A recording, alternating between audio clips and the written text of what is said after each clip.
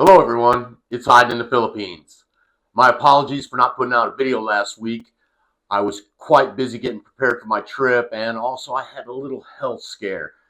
I had a kidney stone a long time ago, and I thought I had another one, and it'd been bothering me for about 2 months, and finally it just got to the point where I couldn't stand it no more, and I went to the emergency room, and I had some x-rays done, and they put me in the tube, and when it was all said and done, I do not have any problems with my kidneys whatsoever. I have a pulled muscle in my back that I had not attended to. It was kind of embarrassing. They gave me a muscle relaxer and pointed me to a chiropractor, and I went along my little merry way. So anyway, that's why I didn't really post a video last week. Uh, this week's video, if you'll bear with me, is about my ex-girlfriends. All of you out there have got some exes lurking about. I do. For me, I was married for 13 years. My wife died 25 years ago of breast cancer. It's a horrible, horrible thing to watch. It's a slow death. She went from a beautiful woman to something I could barely recognize. And after that was all said and done, I had to move on. And if you'll bear with me, we're going to talk about my fiascos after after my wife passed. Okay, let's get into it. After my wife passed, I ended up, my first girlfriend was like the most toxic relationship I'd ever been in my life. When I look back on it, it just astounds me at what I went through and how much this woman hurt me and intentionally hurt me. Now, I was 37, she was 23, so she was super immature, and I'm going to have to admit to my immaturity as well. Because my wife was 6 years older than I was and far more mature. Okay, I was the child in the relationship.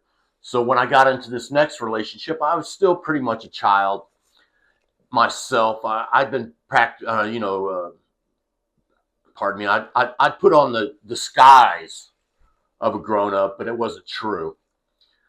Now, like I said, this woman hurt me bad, man. I'm telling you, she did some things that I will just never forget. And it was toxic. It was horrible. You know, after 2 years, we parted ways, and that was the end of that.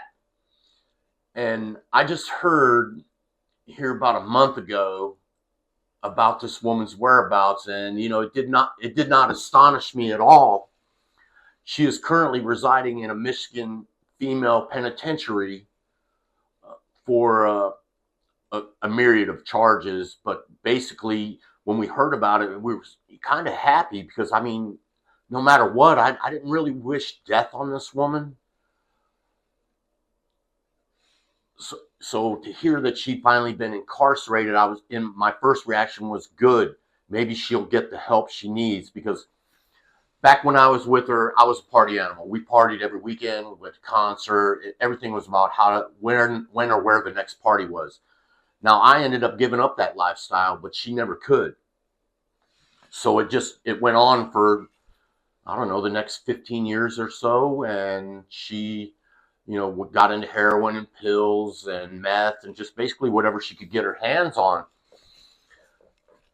And when I look back on everything I'm telling you and where she's at now, I have to, in a sick little way, have to be thankful for that toxicity. Because if it hadn't have been for that horrible relationship I've been through, I wouldn't recognize a good one when I got into it.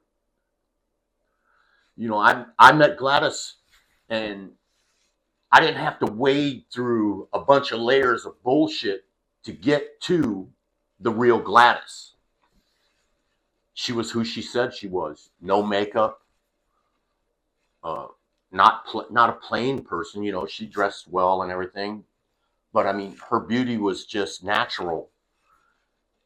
And she didn't lie. Embarrassed most of the time. It was enchanting. But like I said, no layers to wade through to get to who that is. And I have to say that here in the States, to get to actually meet the real woman that you want to perpetuate a life with is so hard, man. because God knows how many other dudes that they're, got on their phone they're swiping with. And you just may never ever know the real truth about this woman that you're trying to entice here in the States. Now, I want to also mention something that happened to me here the other day that was just many years ago. After I broke up with this woman we're currently talking about, I I knew of this girl in my town, and she was a widow. I'm a widower, and I thought, we would make a good couple because she was pretty, and that I know that's superficial, but she was pretty, had a good job, and was a nice person, no kids. So I thought she would be a great addition to my family. So at one point I approached her, and she embarrassed and humiliated and dejected me on the spot, and it was painful. It hurt. I'll never forget it. I will never forget. It was unexpected. Unexpected. I didn't see it coming.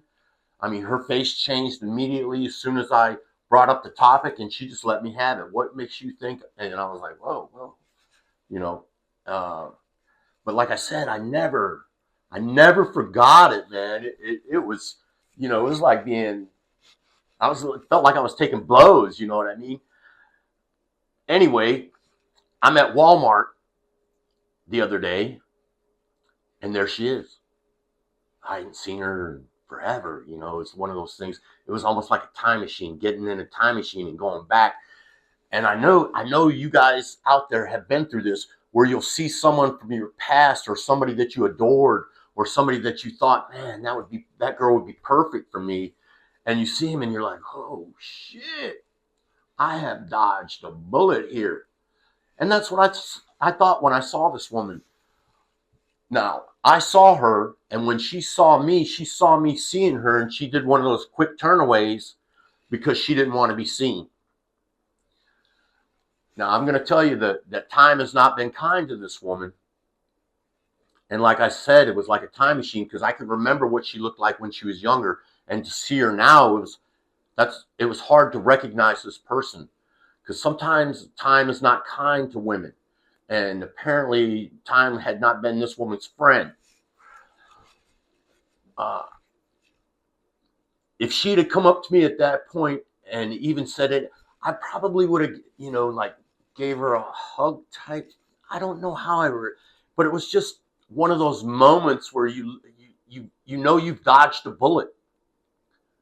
She was miserable. The way she was dressed, she was real unkempt. Her hair, she hadn't done anything with her hair. It's like she just rolled out of bed and said, I'm going to Walmart. And she didn't care what anybody thought of her. She was miserable. She was wallowing in her own little misery. I don't know what she was going through, but she did not look happy at that time. But like I said, at that moment, and after I got to thinking about it, I was like, man, that could have been your life, son. And I don't believe it would have made me happy. I'm currently happy. Gladys and I get along really well. We've spent this time apart, but we spent a lot of time together. We spent as much time video chatting as possible, but we lived together over there for some months, and there was no hidden surprises. And there still hasn't been any hidden surprises after all this time. There's been no secrets revealed, any of that stuff. I am getting what I see, and I'm grateful for that. And I believe I don't believe I could get that kind of transparency here in the United States, for lack of a better word, transparency. Could you not just show me who you really are, so I could make a really good decision if you and I are compatible? Why do I have to wade through so many layers of your BS to get to who you really are? I think I've made a wise choice. Let me know what you think in the comments. Oh, yeah. Hey, like and subscribe. I'm supposed to say that at the beginning of every video, but I forget. All right, this has been Hiding in the Philippines. Be as good as you can. Ciao.